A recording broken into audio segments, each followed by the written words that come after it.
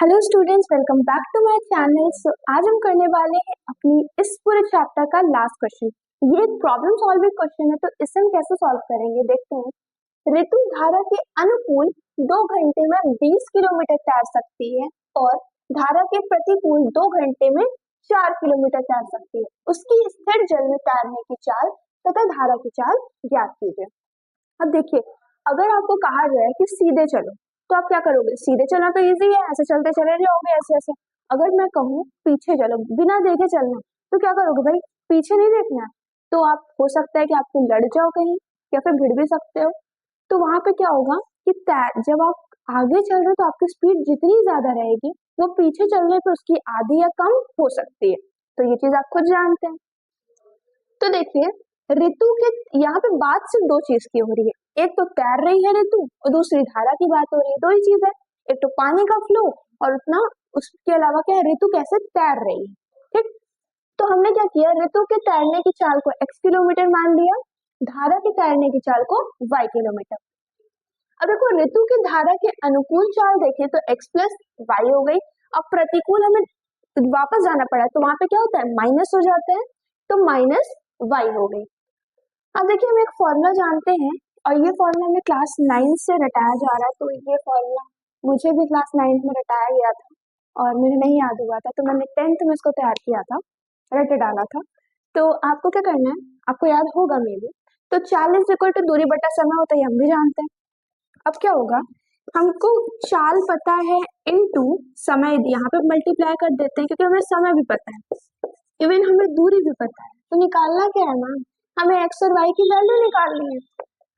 देखिए, शर्त एक बोल रही है कि अनुकूल स्थिति में निकालना है, तो अनुकूल में 2 घंटे में वो सॉरी 20 किलोमीटर चलता है। तो ये अनुकूल का हो गया, ये यहाँ पे डिवाइड हो जाएगा तो 10 हो जाएगा। x plus Y is equal to 10 value मिल जाएगी। शर्त 2 देखते हैं। शर्त 2 में है x माइनस वाई, प्रतिकूल की बात हो रही है, 2 ही किलोमीटर प्लस, पर हमारा किलोमीटर कितना है, 2 घंटे में 4 किलोमीटर ही चल पा रहा है प्रतिकूल में, तो इससे डिवाइड करके 2 हो जाएगा। तो x minus Y is equal to 2, जिसे हम इक्वेशन 1 और 2 मान लेते हैं। अब देखिए, यहाँ पे देखें तो ये एक दूसरे के साथ कैंसिल हो सकते हैं, तो हम क्या करेंगे, यहाँ पे समीकरण 1 तथा 2 को जोड़ने पर तो अब क्या होगा, x plus Y is equal to 10, x minus Y is equal to 2।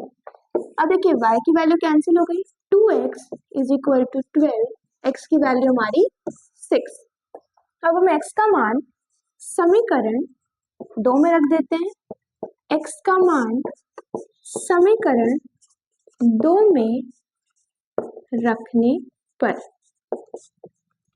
तो देखिए, x minus Y is equal to 2, x की वैल्यू हमारी 6 है, minus Y is equal to 2, minus Y is equal to 2 minus 6, y की value y is equal to 4। तो हमें यहाँ पे मिल गई y की वैल्यू। अब देखिए, आपको क्या करना है, x और y की वैल्यू मिल गई। ऋतु की धारा के अनुकूल चाल, x की वैल्यू 6 है, y की वैल्यू 4 है, दोनों को ऐड कर देंगे, हमें अनुकूल चाल मिल गई 10। ऋतु की धारा के प्रतिकूल चाल, x की वैल्यू 6 है, y की वैल्यू 4 है, प्रतिकूल चाल मिल गई हमें 2।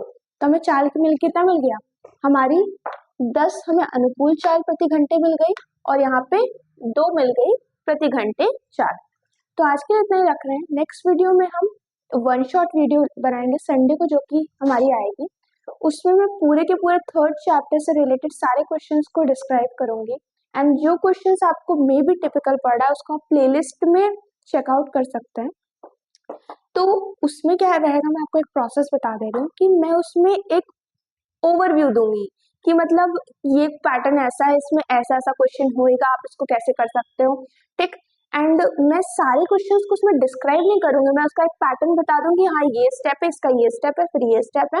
एंड उसके बाद आपको अगर किसी क्वेश्चन में आपने सॉल्व किया, आपको किसी क्वेश्चन में भी कोई इश्यू आता है, so you can check it out the playlist of chapter 3।